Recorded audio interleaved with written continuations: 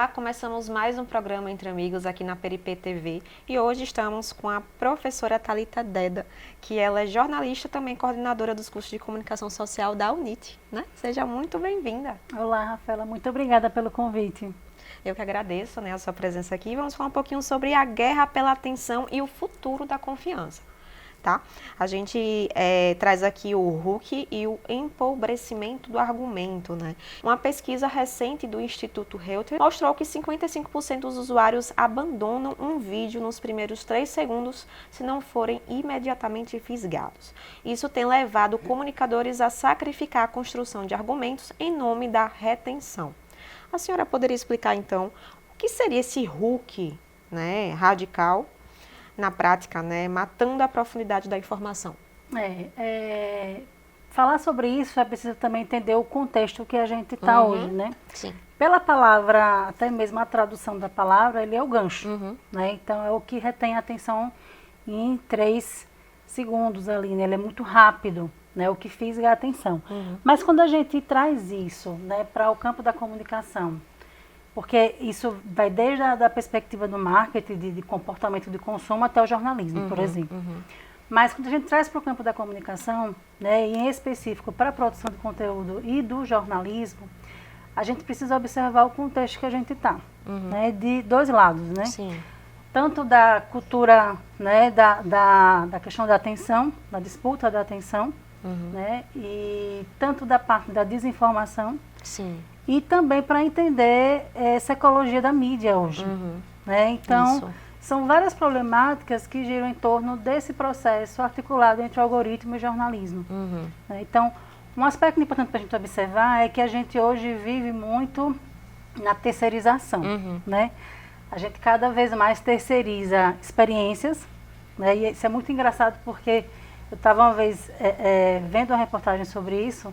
A gente já viaja com tudo pronto, né? Então você vai no Instagram, aí você vai no perfil de não sei quem, que lhe diz aonde você deve comer, aonde você deve visitar, o que você deve comprar. E no final das contas, a gente pergunta, mas qual foi a sua experiência dentro daquele contexto? É verdade. Né? Porque a coisa ela já vem terceirizada. Isso vai impactar, né, na cultura da perspectiva de como você vai obter as informações, por exemplo. Né? Inclusive, a gente vive hoje numa crise muito grande desse processo de desinformação. E aí, o impacto que isso vai gerar da forma como a gente consome informação, da forma como a gente vai buscar essas informações e, principalmente, como a gente compartilha. Isso é muito perigoso. É verdade. Porque E impacta também no processo da criatividade do indivíduo, né? Sim, sim. E assim, principalmente quando a gente articula o contexto da comunicação voltado para a democratização, né? Então, a gente vive hoje uma situação muito complexa dentro desse contexto, porque como é que você vai trabalhar, né, dentro, aí voltando para a questão do jornalismo, né, de você obter a informação, né, a partir dessa questão que vai envolver mercado, né, que vai envolver data e que vai envolver seleção, né, que é onde o algoritmo entra dentro desse processo. Não só como curadoria, mas de como aquilo vai ser conduzido, né? Então, são aspectos que quando a gente observa a questão do RUC, ele vai desde da parte do marketing, ou seja, de você entrar numa bolha, entrar em perfis e ficar dentro né? Até a questão, por exemplo, da performance, do que dita, né? O que é que você lê, o que você consome. E quando a gente traz para a comunicação, isso é bem complexo. É bem complexo. E aí, falando do jornalismo, né, dá para fazer jornalismo, né, usando o algoritmo? O jornalismo algoritmo hoje é uma realidade em que a gente já está inserido. Né? Então, eu costumo dizer que o algoritmo, eu encaro ele muito como processo de curadoria. Né? Mas a gente precisa ir além dentro desse contexto. Né? Então, hoje o jornalismo, ele cada vez mais ele exige da sua essência, de processo de apuração, de investigação, de pesquisa e principalmente da narrativa, né, da construção daquele storytelling. E é muito engraçado porque no tempo que eu era estudante, que eu acompanhei várias eras, né, da web, e tem aquela história, né, a internet chegou, né, e outros meios, e não é bem assim. Né, e quando a gente para observar, são processos de adaptação né? E que o nosso consumo da informação ele também vai acompanhando esses mecanismos de mudança cultural, social, política e econômica, né? Então, hoje o jornalismo, quando a gente observa, o que a gente precisa observar é a praxis, né? O contexto em si, de como é que você vai consumir informação. Sim. E essas pesquisas, né, dessas agências que você citou, elas trazem muito esse perfil de como as pessoas estão obtendo e a confiança na informação. Então, eu acredito muito dentro desse processo da educomunicação, né, de Sim. você fazer, criar uma sociedade muito mais crítica pelo que ela consome de informação, né, combate à desinformação, trazer a questão da democratização dentro desse processo, né, e que as pessoas tenham consciência, né, o que elas estão lendo, em que fonte elas estão buscando e, principalmente, o que elas estão compartilhando, né? Então, eu acho que é dentro desse contexto que a gente precisa caminhar, né? E observar esse jornalismo, prezar por um jornalismo de qualidade, buscar fontes confiáveis e, principalmente, né, consumir informações de qualidade. E aí você falou sobre qualidade da informação e hoje a gente vê, né, o pessoal segue muito a orientação de influenciador, né, TikTok, Instagram, enfim, ainda pensando assim, mais do que as próprias informações que a gente vê nos jornais, nas informações do governo, enfim. O que é que você pode trazer, né, em relação a isso, essa transferência de prestígio do nosso público hoje, né, em relação à nossa nova era, né, que é na internet, Sim. como você mesma mencionou. Hoje todo mundo produz, né, informação. Né, você tem um celular, você tem, né, uma internet, você produz a informação. A grande questão é que informação é essa que você vai buscar. Então, esse contexto da influência é muito do que a gente estava falando no início da nossa conversa. Tudo é muito performático, instagramável, né? As coisas elas vão caminhando ali em que você vai sendo condicionado a um processo de bolha. Mas quando a gente traz isso, o influenciador e o jornalismo, né? O jornalismo, dentro da sua essência e até mesmo da sua técnica, né? Um jornalista de formação, ele tem uma criticidade muito diferente. Eu não estou combatendo os influenciadores, né? Mas eu estou falando assim, quando a gente fala do processo de construção da informação e da busca de qualidade dela, né? Então, quando a gente traz isso para o jornalismo, você tem uma criticidade, você tem um processo de mediação, de você trazer uma opinião, porque hoje a gente vive no contexto, a internet é um contexto de esfera pública, né? Então, como é que essas discussões elas são dialogadas, né? Então, a gente precisa ter muito esse cuidado com como essa informação ela é construída, né? Então, eu sendo professora defendo muito esse processo de você ter uma formação, né? Porque você tem um sujeito em que ele passou por diversas fases, desde criticidade até processos de técnicas de apuração, né? De articulação, de mediação e do próprio contexto do jornalismo em si, né? De você trazer algo com qualidade, né? Uma informação apurada, né? E que isso vá formar uma opinião dentro do contexto da comunicação, né? Então,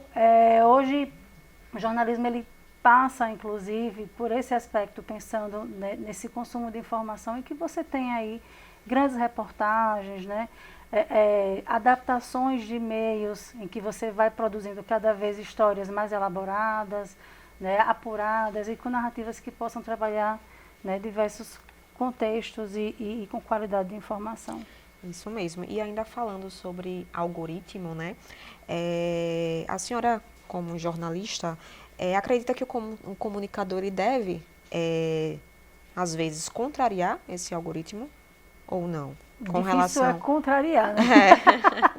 É como contrariar, Porque né? às vezes a pessoa busca pela questão do alcance, né? Sim, sim. Mas quando a gente trabalha com essa questão do algoritmo, a gente precisa ver que ele vem numa fórmula, né?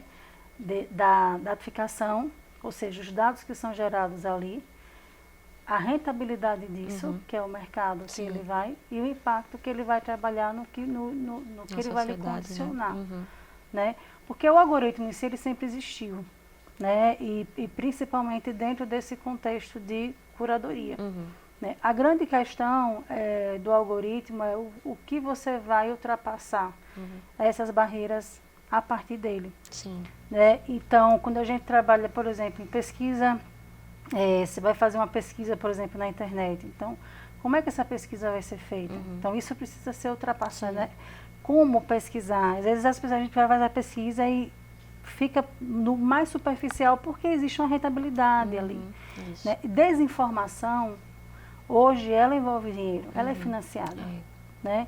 Então, e o algoritmo tem esse aspecto dentro né, desse financiamento. A gente está vendo aí, né, até mesmo pelo marco da internet, de 2014 para cá, né, de fiscalizar né, essas big datas e de como é que isso está chegando para a sociedade.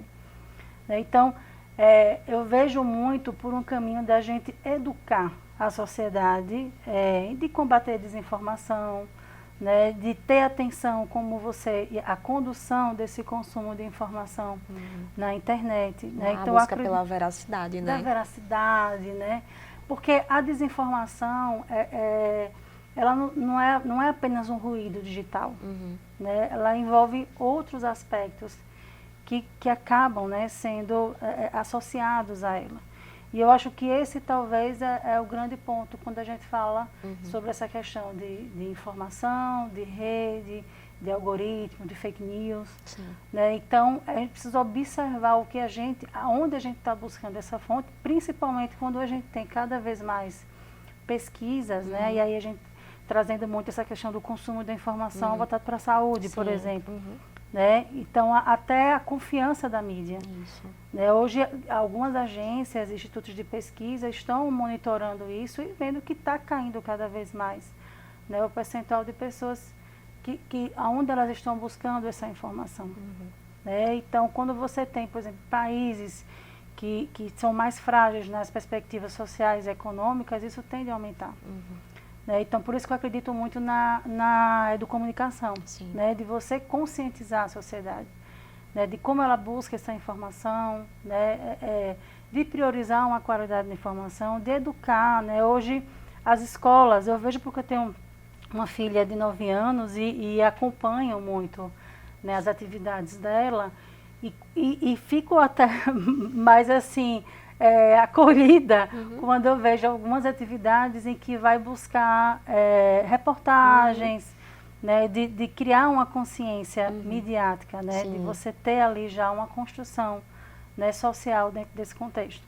Né, Paulo Freire acreditava muito isso e eu acredito. Né, o primeiro passo da gente ter uma sociedade mais consciente é quando ela né, tem também uma mídia mais consciente e uma educação midiática nessa sociedade. Muito bem, arrasou, viu? Foi uma aula aqui enquanto jornalista, né? Não só para o público que está nos assistindo, foi uma aula para mim. Uma grande pessoa, uma grande jornalista aqui né, na minha frente.